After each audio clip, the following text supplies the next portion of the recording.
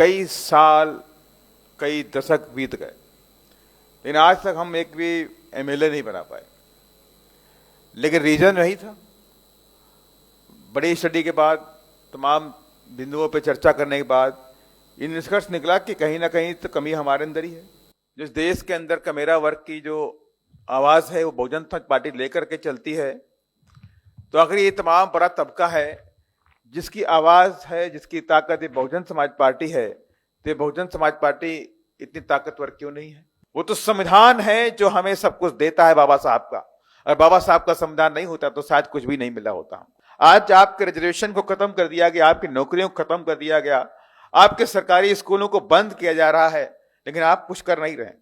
जिन्होंने आपकी सुध ली और जिन्होंने अपने जीवन को कुर्बान कर दिया, पूरे परिवार को कुर्बान कर दिया, और आज हम कुर्सी पे बैठने लायक बने, तो देन है बाबा साहब डॉक्टर भीमराव अम्बेडकर की। आज हम पावर में नहीं है, तब भी आवाज हमारी है, हमारी ताकत है। और हमारी ताकत माने हमारे पास जो जन समूह बैठा हुआ है वो ताकत हमारी है। और ये जन समूह अगर आगे नहीं बढ़ा और दिन पर दिन हमारा ये जन समूह सिकुड़ता गया तो बीएसपी कमजोर हो जाएगी। इस देश में कोई पार्टी आपका भला नहीं कर सकती, इस बात को मान लीजिए आप। और कोई पार्टी कर सकती है तो आपकी अपनी पार्टी बहुजन समाज पार्टी ही आपका भला कर सकती है। अगर आप कुछ चाहते हैं कि प्रदेश के अंदर एमएलए बने, खासदार बने, आमदार बने, आपके नगर पालिका के चेयरमैन बने, म्युनिसिपल पार्टी में चेयरमैन बने, पार्षद बने, तो आपको टीम अपनी खड़ी करनी पड़ेगी। बिना टीम के, बिना सेना के कोई जंग नहीं जीत सकते आप। माने बहन कुमारी मायावती जी आज जो काम कर रही हैं वो भी हमारे लिए कर रही हैं, तो ये बात मान लीजिए आप और हम काम कर रहे हैं तो ये हम अपने लिए नहीं कर रहे हैं, आने वाली जनरेशन को बचाने के लिए कर रहे हैं। महेंद्र कांशीराम साहब ने बीएसपी रूपी फल लगाया तो उसका फल नहीं खाया, पेड़ लगाया उसका फल नहीं खाया, वो पेड़ बीएसपी का लगा गए, लेकिन उसके फल आज हमारे बहुजन समाज के लोग खाते हैं।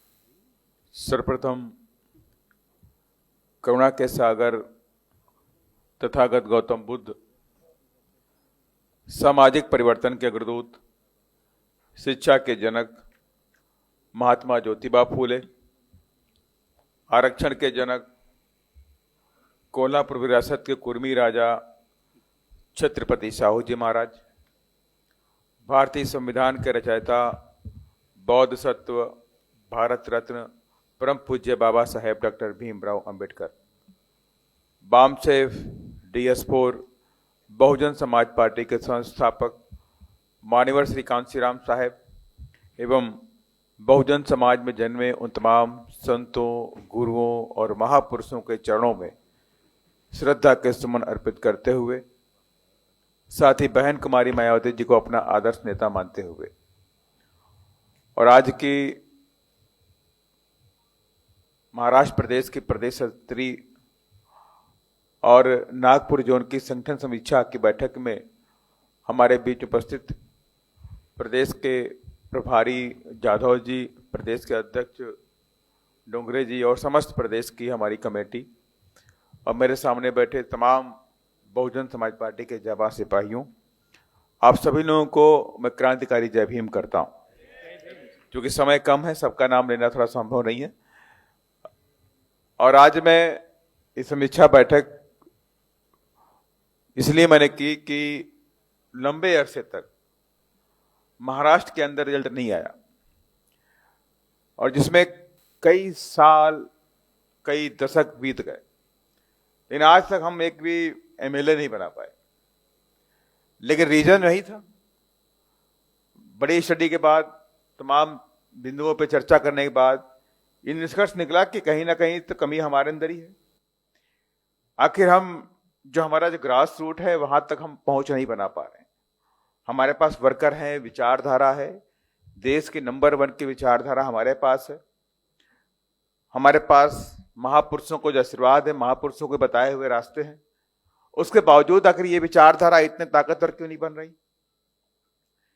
अगर मैं कहूं इस देश के अंदर दबे कुचले वंचित समाज की आवाज जो पार्टी लेकर के चलती है, जिस देश के अंदर कमेरा वर्ग की जो आवाज है वो बहुजन समाज पार्टी लेकर के चलती है, तो आखिर ये तमाम बड़ा तबका है जिसकी आवाज है, जिसकी ताकत ये बहुजन समाज पार्टी है, तो बहुजन समाज पार्टी इतनी ताकतवर क्यों नहीं है?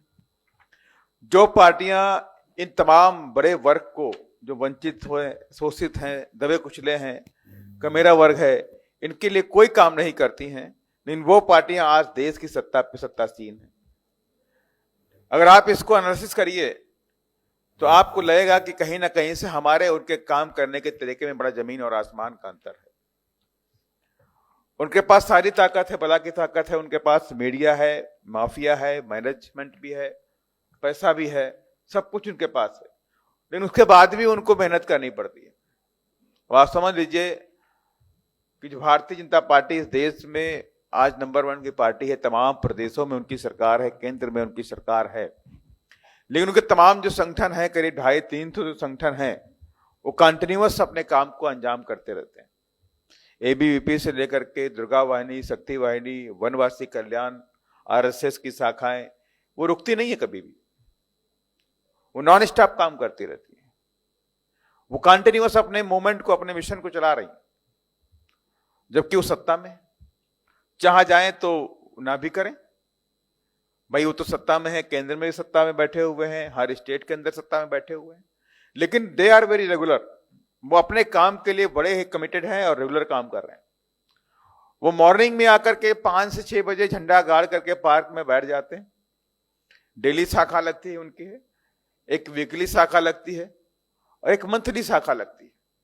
इस तरह से वो शाखाएं लगा करके अपने जो उनके जो फॉलोवर हैं, उनके जो जाने वाले लोग हैं, जिनकी विचारधारा के जो लोग हैं, उनको कंटिन्यूअस यूनाइट करते रहते हैं, उनके अंदर इंजेक्शन लगाते रहते हैं। उनका मकसद ये है कि हम आज जिस पोजीशन पे बैठे हुए हैं, जिस सत्ता के केंद्र में बैठे हुए हैं, सत्ता के केंद्र हमसे जाना नहीं चाहिए, उसके लिए तैयारी कर रहे हैं। और यही नहीं, उनकी मंथली या संडे की जो मीटिंगें होती हैं, उसमें 10-12 साल के बच्चे तक उसमें एंट्री करते हैं। आप सोच नहीं सकते, 12 साल का बच्चा, 15 साल का बच्चा, 16 साल का बच्चा, उधर को साथ में लेकर के वो लोग आते हैं, उस शाखा में बैठाते हैं। उसके अंदर भी वही बातें भरी जाती हैं, वही बातें चीजें भरी जाती हैं कि तुम्हें तो सत्ता में रहना, सत्ता के लिए काम करना है। और हम लोग जिस देश के मूल निवासी हैं, सत्ता के मेन बिंदु हैं, लेकिन हमें अपने काम से इतना इत्तेफाक नहीं रहता है।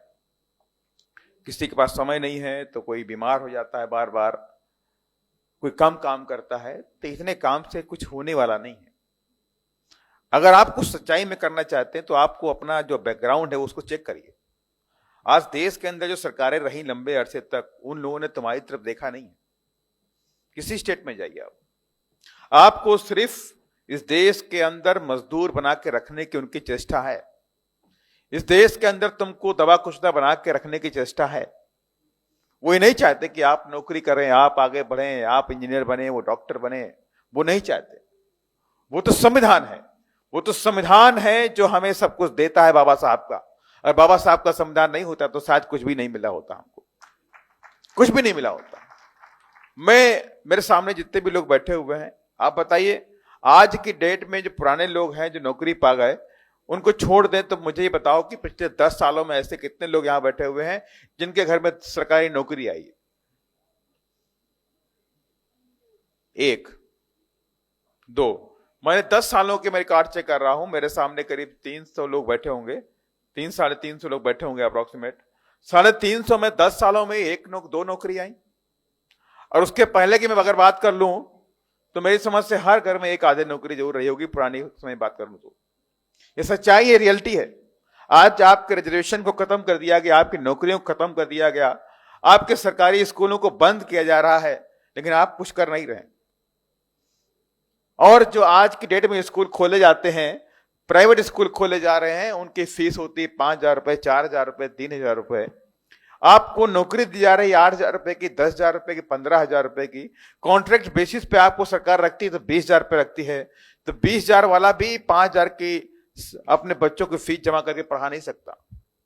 तो कहीं ना कहीं से इस देश में बड़ी साजिश के तहत आपको फिर से गुलाम बनाने की चाल चली जा रही है, लेकिन आप समझ नहीं पा रहे। इस बात को याद रखिएगा, जब तक आपके अंदर सामाजिक एकता नहीं होगी तब तक आप राजनीतिक में पावर नहीं ला सकते।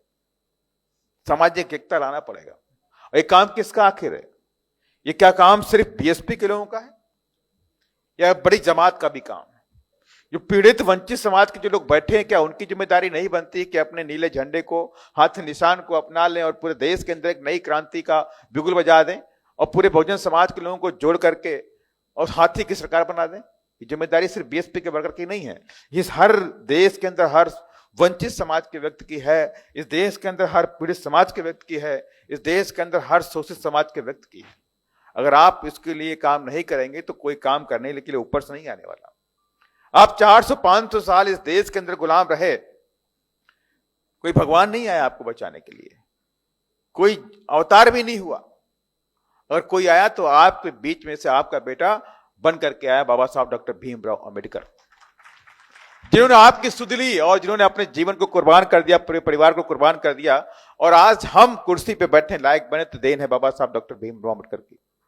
और क्या हम फिर इंतजार करें? क्या आप उनके बताए हुए रास्ते पर नहीं चल सकते? क्या उनकी बताए हुई विचारधारा को आगे नहीं बढ़ा सकते? आखिर क्या ऐसी मजबूरियां हमारे अंदर है? हम ये सोचते रहते हैं कि ये करेगा वो करेगा, इससे बात नहीं बनने वाली। हर व्यक्ति को काम करना पड़ेगा। अगर आप काम नहीं करेंगे तो आपकी आने वाली जनरेशन इस देश में गुलाम बना दी जाएगी, फिर आप रोएंगे पछताएंगे। आज तो आपके पास माने बहन जी का आशीर्वाद है, माने बहन जी का हाथ है। आज तो आपके पास बाबा साहब का संविधान की ताकत है। जब ये नहीं रहेगा तब क्या करेंगे आप? कभी सोचा है? किस तरह से आपने देखा कि देश के अंदर की राजनीति में उथल पुथल हो रहा है, और किस लिए हो रहा है? ताकि 2/3 की मेजोरिटी लाई जा सके। अगर उनके पास इस तरह की पावर आ गई, क्या करने वाले हैं वो उसका? आपने याद होगा अभी चुनाव के समय बात चली थी कि संविधान बदलेंगे। उनके कई सारे मंत्रियों ने बोला, उनके कई सारे सांसद लोगों ने बोला था हमें 400 का पार का आंकड़ा चाहिए, हम संविधान बदल देंगे। और आज क्या हुआ? एक जो नॉन कैडराइज पार्टी था उसको तोड़ फोड़ करके उसके लोगों को जोड़ करके अपना बैलेंस बनाया जा रहा है ताकि उनके पास मेजोरिटी आ जाए। तो कुछ ना कुछ तो बड़ी उथल पुथल अंदर चल रही। और इस दौर में अगर आप शांत बैठ गए, अगर इस दौर में आप अकेले बैठ गए तो कुछ नहीं होने वाला। अब आप समझिए, अभी कई सारे एग्जाम्पल हमारे साथी ने दिया कि प्रदेश के अंदर यूनिवर्सिटी के अंदर रिजर्वेशन नहीं मिल रहा था, रजिस्टर नहीं मिल रहा था, आपको रजिस्टर नहीं मिल रहा था, लेकिन बीएसपी के कार्यकर्ताओं ने, बीएसपी के लोगों ने इस प्रदेश के अंदर उन अधिकारियों को मजबूर कर दिया कि आपको रिजर्वेशन मिला। 19 सीटें रिजर्वेशन के तहत मिली। अगर ये ताकत किसकी है? ताकत बीएसपी की है, ताकत बाबा साहब के संविधान की है। देखिए, अगर बीएसपी नहीं होती तो कौन आवाज उठाता आपके लिए? आज हम पावर में नहीं है, तब भी आवाज हमारी है, हमारी ताकत है। और हमारी ताकत माने हमारे पास जो जन समूह बैठा हुआ है वो ताकत हमारी है। और ये जन समूह अगर आगे नहीं बढ़ा और दिन पर दिन हमारा ये जन समूह सिकुड़ता गया तो बीएसपी कमजोर हो जाएगी। और आज ये दौर चल रहा है तो मैं पूरे देश के अंदर देखता हूं कि अभी मैं श्रीनगर गया हुआ था, वहां एक मीटिंग चल रही थी, पार्लियामेंट्री मीटिंग थी। तो उस मीटिंग में बताया गया कि जम्मू और कश्मीर के अंदर 9 लाख के आसपास आबादी शेड्यूल कास्ट की है, और शेड्यूल कास्ट की आबादी के लिए वहां पर सिर्फ 2 हॉस्टल, उनके बच्चों को पढ़ाने के लिए सरकार ने 2 हॉस्टल बनाए 1982 में। 1982 से लेकर के 2026 तक आज तक कोई भी हॉस्टल नहीं बनाया। अब आप समझ लीजिए क्या सिचुएशन। कहां प्रदेश के अंदर सफाई करने के लिए कोई आदमी नहीं था, तो वहां के मुख्य प्रधानमंत्री ने 1947 में वहां प्रधानमंत्री होता था, राजशाही तंत्र था। 1947 में वहां के प्रधानमंत्री ने वेस्ट बंगाल के मुख्यमंत्री से बात करके 25,000 परिवारों को वहां पे बसाया गया ताकि वहां इस कम्युनिटी के लोग, शेड्यूल कास्ट के लोग आ जाएं, ताकि उनके यहाँ श्रीनगर के अंदर नाली साफ हो, मरे जानवर फेंके जा सके, कूड़ा फेंका जा सके, बाथरूम साफ किया जा सके, उनको टॉयलेट साफ किया जा सके। इसके लिए 25,000 लोगों को डिपोर्ट किया गया वहां से, वेस्ट बंगाल से। अब इसकी बात दूसरी से देखिए, दूसरी बात एक और आई, जब इस देश के अंदर हिंदुस्तान पाकिस्तान का डिवीजन हुआ तो जो मुसलमान भारत छोड़ करके पाकिस्तान में चले गए तो 40 लाख एकड़ जमीन छोड़ के गए वो लोग। 40 लाख एकड़ लिखा पढ़ी के अंदर है। तो बाबा साहब डॉक्टर अम्बेडकर ने प्रधानमंत्री जवाहरलाल नेहरू से कहा कि जो 40 लाख एकड़ जमीन छोड़ करके जो मुसलमान चले गए हैं पाकिस्तान की तरफ, तो उसमें से अगर 4 लाख एकड़ जमीन हमारे दलित भाइयों को दे दीजिए ताकि ये लोग अपने पैरों पे खड़े हो जाएं। जवाहरलाल नेहरू ने कहा बिल्कुल, ये तो आपकी बहुत अच्छी मांग है, ऐसा होना भी चाहिए, आपकी मांग जायज है, लेकिन दिया नहीं, उसने अड़ंगा लगा दिया। उन्होंने क्या किया? पंजाब की सरकार से राय मांगी। पंजाब की सरकार का जो राय जो शुमार मंत्री था प्रताप सिंह करो, उसने अड़ंगा लगा दिया। प्रताप सिंह करो ने 4 लाख जमीन भी नहीं देने दी। तो बाबा साहब डॉक्टर अम्बेडकर नाराज हुए नेहरू के ऊपर, उन्होंने अंग्रेजों से कहा, तब जाके बड़ी मुश्किल से 1 लाख एकड़ जमीन दलित भाइयों को बाबा साहब डॉक्टर अम्बेडकर पंजाब में दिलवा पाए। 4 लाख एकड़ मांगी, 1 लाख मिली। देखिए, अब आप समझ लीजिए वो दौर था और आज का दौर। वो जमीन उनकी नहीं थी, वो जमीन तो जो मुसलमान चले गए पाकिस्तान में वो जमीन थी, वो उनकी जमीन भी नहीं थी, वो जमीन भी आपको नहीं मिली। तो आप कैसे समझ सकते हैं कि आज की डेट में कोई आपको पावर देने वाला है, आज की डेट में कोई आपको नौकरी देने वाला है? आप कैसे भूल गए आज की डेट में आपको कोई कुर्सी बैठाने वाला है? अभी हाल की बात है, उत्तराखंड के टिहरी के अंदर केतन राम को घर में बुला करके पीटा गया, मारा गया, लाठी डंडियों से पीट पीट के उसे मार दिया गया, नाखून कुचल दिए गए, उसको हाथ तोड़े गए, पैर तोड़े गए, नाखून कुचले गए, रात भर उसको प्रताड़ित किया गया। उसके बाद उसके सुबह सुबह उसके अधमरे बॉडी को घर के सामने फेंक दिया गया। कोई सुनने वाला नहीं, कहीं न्यूज में भी नहीं आया आपके सामने, आप जान भी नहीं पाए, मैं भी नहीं जान पाता। जो गुजरात मॉडल की जो बात करते हैं, मैंने आज ट्वीट भी किया है। रूपकांडा जो गांव है, रूपवास वहां पड़ता है, साबरकांडा जो गांव जिला पड़ता है, साबरकांडा के रूपवास गांव के अंदर 50 परिवार हैं दलितों के, और 50 परिवार के लोग गांव छोड़ना चाहते हैं। उनसे पूछा गया, भाई क्यों छोड़ना चाहते हो? कहा, साहब पानी पीने को नहीं मिलता है यहां पर, अच्छे कपड़े नहीं पहन सकते हम लोग, अगर अच्छे कपड़े पहनते हैं तो गांव के लोग पीटते हैं, मुझे मारते हैं। अगर हमारे घर के अंदर कोई मेहमान अच्छे कपड़े पहन के आता है, उसे पीटते हैं वो लोग, उनकी बेइज्जती करते हैं, मुंह छकने मारा जाता है। अगर साइकिल पे बैठ के निकलते हैं गांव के अंदर तो रोक के मारा जाता है। मोटरसाइकिल पे बैठ के नहीं निकल सकते, मोटरसाइकिल को बंद करके गांव के अंदर पैदल निकलना पड़ता है। अगर ऐसी कंडीशन में आप सोचिए, इस देश के अंदर, जिस देश के गुजरात मॉडल बोला जाता है, वो गुजरात मॉडल के अंदर इस तरह का जातिवाद, अत्याचार, अन्याय होता है, तो आप समझिए क्या होने वाला है आपके साथ में, कौन सुनने वाला आपकी है? इस देश में कोई पार्टी आपका भला नहीं कर सकती, इस बात को मान लीजिए आप। और कोई पार्टी कर सकती है तो आपकी अपनी पार्टी बहुजन समाज पार्टी ही आपका भला कर सकती है। आपकी नेता अपनी नेता बहन कुमारी मायावती जी कर सकती हैं। और इसलिए मैं आपसे आगाह करने के लिए आया हूं कि अगर आप इतनी सुस्ती से काम करेंगे तो मूवमेंट आगे नहीं बढ़ने वाला। जिंदा तो रहेगा, ये नहीं कितना खत्म हो जाएगा, जिंदा रहेगा, लेकिन आप उसको किस लायक बनाएंगे? अगर आप कुछ चाहते हैं कि प्रदेश के अंदर एमएलए बने, खासदार बने, आमदार बने, आपके नगर पालिका के चेयरमैन बने, म्युनिसिपल पार्टी में चेयरमैन बने, पार्षद बने, तो आपको टीम अपनी खड़ी करनी पड़ेगी। बिना टीम के, बिना सेना के कोई जंग नहीं जीत सकते आप। अब सेना ही नहीं है आपके पास से तो कहां जीतोगे आप? ऐसा नहीं कि मेरा बहुजन समाज कमजोर है, बहुजन समाज बहुत मजबूत है। अभी अध्यक्ष जी बोल रहे थे कि 1 लाख लोग हमारे पार्टी के वर्कर आ जाएं तो हम बहुत कुछ कर सकते हैं, रियलिटी बहुत कुछ कर सकते हैं। 1 लाख पार्टी के वर्कर के माने समझते हैं क्या कि कहीं कोई फाइनेंशियल क्राइसिस आपके पास नहीं होगी। 1 लाख लोग अगर महीने में 10 रुपया देंगे 10 लाख हो जाएगा, और 1 लाख लोग महीने में 100 रुपए देंगे, कितना हो गया? 1 करोड़ रुपया हो गया। और 1 लाख लोगों ने महीने में 500 रुपया दिया, 5 करोड़ हो गए। और 1 लाख लोगों ने महीने में 1000 रुपया दिया, कितना हो गया?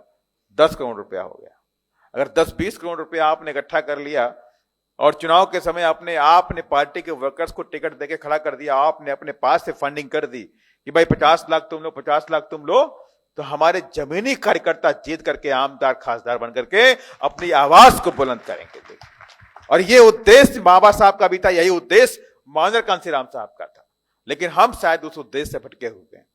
हमें लगता है कि जो मंच पे बैठे हुए लोग यही जिम्मेदार, यही लोग काम करेंगे, लेकिन मैं आपसे कहना चाहता हूं, बीएसपी में जुड़ा हुआ हर व्यक्ति जिसने बाबा साहब का, जिसके ऊपर भी कर्ज है, और मेरी समझ से आज इस देश के अंदर शोषित, वंचित, दलित, आदिवासी, पिछड़ा ऐसा कोई भी व्यक्ति नहीं है जिस पर बाबा साहब का कर्ज नहीं है। सभी बाबा साहब के कर्ज पे दबे हुए हैं। अगर आप सब जानते हैं कि अगर हम बाबा साहब के कर्ज पे दबे हुए हैं तो हमारी और आपकी नैतिक जिम्मेदारी बनती है कि हम बाबा साहब के कर्ज को अदा करें और बाबा साहब के सपनों को इस देश में पूरा करें। ये हमारी जिम्मेदारी बनती है। और ये जिम्मेदारी किसकी है? बाबा साहब ने कोई सपना ऐसा नहीं देखा कि वो आप हमारी मूर्ति लगा दो, रात दिन मेरी पूजा करो, ऐसा कुछ भी नहीं देखा। उन्होंने तो ये कहा कि जाओ तुम इस टेम्पल ऑफ पावर पे कब्जा कर लो, अपने उत्थान के लिए, मेरे उत्थान के लिए नहीं, अपने उत्थान के लिए। भाई तुम जाओ इस शक्ति के मंदिर पे, पार्लियामेंट पे कब्जा कर लो, अपने उत्थान के लिए, अपने उत्थान के लिए, अपने बच्चों के उत्थान के लिए, अपने भविष्य के उत्थान के लिए। और लेकिन हम वो काम नहीं कर पा रहे हैं, हम वो सोच नहीं बना पा रहे कि हमारी जिम्मेदारी क्या, हम उस तक नहीं पहुंच पा रहे हैं। अगर आप उस चीज में मान लीजिए, अगर आपने संगठन खड़ा कर दिया और 1 लाख पार्टी के वर्कर्स को खड़ा कर दिया अगले 1 साल के 2 साल के अंदर, तो बड़ी बड़ी राजनीतिक ताकतें बीएसपी के सामने घुटना टेक देंगी महाराष्ट्र के अंदर। और मैंने आपसे कहा भी था वर्धा के अंदर, महाराष्ट्र में इस बार बीएसपी खाली नहीं जाएगी और महाराष्ट्र में इस बार बीएसपी इतिहास लिखने जा रही है। और इसलिए जो आज की जो मीटिंग है ये एक बड़ा अहम है। ये पहली मीटिंग है जो आज आपके जोन स्तरीय समीक्षा की गई है और इस तरह के जोन स्तरीय प्रोग्राम हर जोन में किए जाएंगे और कंटिन्यूअस चलते रहेंगे। और मैं आपसे कहना चाहता हूं, मंच पे बैठे सारे जोन प्रभारी और प्रदेश अध्यक्ष जी को भी मैं कहना चाहता हूं, इतने सुस्ती से काम नहीं होना चाहिए कि आपको आपके जिले के लोगों को मालूम नहीं है कि कोई मीटिंग हो रही है। ये ऐसा नहीं होना चाहिए। आपकी भी जिम्मेदारी बनती है कि जिस प्रदेश में जिस जोन के अंदर मीटिंग की जा रही समीक्षा की, तो 4 से 5 दिन पहले आपको डेट डालना पड़ेगा। आपको टेलीफोनिक कन्वर्सेशन भी करना पड़ेगा कि भाई जिला अध्यक्षों को पता है कि नहीं पता है।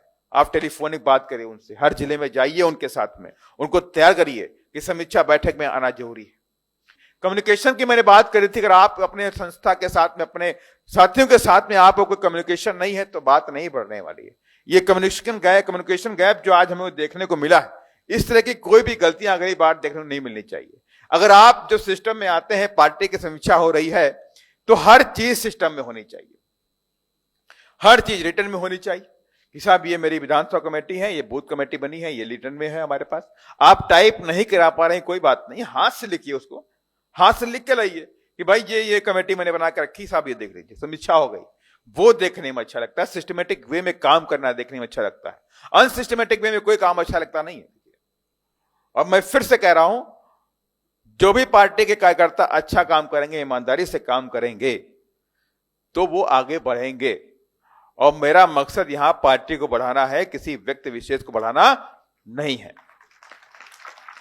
पार्टी बढ़ेगी तो हम सब बढ़ेंगे, पार्टी नहीं बढ़ेगी तो हम सब में से कोई आगे नहीं बढ़ने वाला। ये प्रदेश का उपाध्यक्ष, प्रदेश का अध्यक्ष, प्रदेश का महासचिव, प्रदेश का प्रभारी कोई मायने नहीं रखता है। पार्टी मजबूत तो सब कुछ मायने रखता है। और पार्टी आपकी सत्ता में आ जाए तो बूथ का अध्यक्ष भी मायने रखता है। वही फोन कर देगा, कलेक्टर मैं बूथ का अध्यक्ष बोल रहा हूं, ये घटना घट गई, ये बात है, तो कलेक्टर भी तुम्हारी सुनेगा। और प्रदेश अध्यक्ष भी बने बैठे रहोगे और हाथ में आपके पास एक आमदार भी नहीं है, आपके कुछ है ही नहीं। आप फोन करोगे, तुम्हारा फोन ही नहीं उठाएगा, वो उठा भी लेगा, सुनेगा ही नहीं तुम्हारी बात। तो ताकत तुम्हें अपने आप बनानी है। ताकत कोई चिराग से घिसने से, कोई अलादीन का चिराग नहीं है तुम्हारे पास, तो घिस दोगे ताकत आ जाएगी, तमाम एमएलए बन जाएंगे, लाइन लग जाएगी एमएलए बनने की। वो कुछ नहीं होने वाला। जो कुछ भी होना है, जो कुछ भी करना है, जो कुछ भी बनाना है, अपनी मेहनत से, अपने खून पसीने से यही खड़ा करना पड़ेगा और वही बात बनने वाली। और ये मैं आपसे कहना चाहता हूं कि जो काम आप लोग कर रहे हैं, हम लोग कर रहे हैं, ये आज का काम हम अपने बेनिफिट के लिए नहीं कर रहे हैं। इस बात को आप गांठ बांध लीजिए। बाबा साहब डॉक्टर अम्बेडकर ने जो काम किया, उन्होंने अपने बेनिफिशियन के लिए काम नहीं किया, अपने फायदे के लिए काम नहीं किया। महेंद्र कांशीराम साहब ने काम किया तो अपने फायदे के लिए नहीं किया। बहन जी ने काम किया तो अपने फायदे के लिए नहीं किया। और आज भी काम कर रही हैं, इतनी उम्र के बाद भी अगर आज भी आपके साथ में काम कर रही हैं, 12-12 बजे तक काम करती हैं, रात में सुबह 5 बजे से फोन बजना शुरू हो जाता है, तो अगर आज भी बहन जी फोन करती हैं, बात करती हैं, काम कर रही हैं, तो अपने फायदे के लिए वो नहीं कर रही। क्योंकि बहन जी 4 बार जो मुख्यमंत्री रह चाहता है, अगर अपने फायदे के लिए करना होता तो बहन जी क्यों करते हैं? वो सोचती मैं तो 4 बार मुख्यमंत्री रह ली, मेरे पास सब कुछ है, आज की डेट में सरकार ने ताकत दे रखी है, सरकार ने सिक्योरिटी दे रखी है, बंगला है, सब कुछ है, क्या जरूरत है मुझे काम करने की, 12 बजे जगने की? वो नहीं करती। लेकिन आज जब हमारे जो महापुरुषों ने काम किया, हमारे लिए किया, आज की डेट में हमारी जो महापुरुष हैं, माने बहन कुमारी मायावती जी आज जो काम कर रही हैं वो भी हमारे लिए कर रही हैं। तो ये बात मान लीजिए, जो आप और हम काम कर रहे हैं, तो ये हम अपने लिए नहीं कर रहे हैं, आने वाली जनरेशन को बचाने के लिए कर रहे हैं, ताकि आने वाली जनरेशन हमारी इस देश के अंदर जिस तरह से हम लोग मान सम्मान के साथ में जी रहे हैं, इस तरह से ही हमारी आने वाली जनरेशन, हमारे बच्चे इस देश में बाबा साहब के दिए हुए संवैधानिक राइट से अपने मान सम्मान के साथ में जी सके, उसके लिए काम कर। और याद रखिएगा, जो महेंद्र कांशीराम साहब ने बीएसपी रूपी फल लगाया, तो उसका फल नहीं खाया, पेड़ लगाया उसका फल नहीं खाया, वो पेड़ बीएसपी का लगा गए, लेकिन उसके फल आज हमारे बहुजन समाज के लोग खाते हैं। और इसलिए मैं आपसे कहना चाहता हूं, कि मैं फिर से बोल रहा हूं, ये हर व्यक्ति की जिम्मेदारी है अपनी पार्टी को मजबूत करने की, अपने गांव से मजबूत करने की, अपने बूथ पे मजबूत करने की, अपने वार्ड में मजबूत करने की। हर जगह बीएसपी दिखनी चाहिए, आपके घरों में झंडे लगे होने चाहिए। हो सकता है उसके लिए आपको रिवॉर्ड देखने को मिले। शुरुआत में आप बीएसपी झंडा अपने घर में लगाएंगे, लोग मजाक बनाएंगे या कुछ लोग आपसे उलट पुलट बात करेंगे, लेकिन धीमे धीमे उनको भी आपको हैबिट हो जाएगी कि ये बीएसपी वाला भाई हिलने वाला नहीं है, कितना बोलो ये लगाएगा ही लगाएगा। और आप ज्यादा उससे बोलोगे तो अभी 2 फुट का लगाया है, अगली बार ये 10 फुट का लगा देगा। और इस तरह की सोच होनी चाहिए। और मैं कहना भी चाहता हूं, बीएसपी के जितने भी पत्रकारी बैठे हैं, इसके ऊपर मंच के ऊपर बैठे हैं, मेरे सामने बैठे हैं, ये प्रण ले लो आज कि अपने घर में ताकतवर चमकता हुआ नीला झंडा बीएसपी का हाथ से निशान वाला लगाएंगे। और आप सब लोग अपने घर में लगा दो तो एक लहर सी बन जाएगी। बनेगी नहीं बनेगी?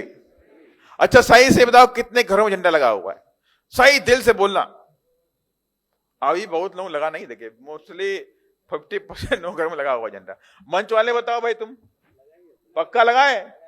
लगाए भाई, लगाए नहीं देख लेना तुम लोग, झूठ बोले मुझे बताना। तो घर में भी झंडा होना चाहिए, गाड़ी में झंडा होना चाहिए, और गांव देहात में जिस गांव में निकलते हैं और नीम का पेड़ है, आम का पेड़ है, तो उस पेड़ पे लंबा सा बांस बांध के लगा दो झंडा बीएसपी का। ये कब्जा है बीएसपी का इस गांव के अंदर, कोई आने ना पाए। इस तरह से घेराबंदी करो इस बार से, और पूरी पार्टी की मजबूती से तैयारी करो, पार्टी के कार्यकर्ताओं की फोर्स खड़ी करो।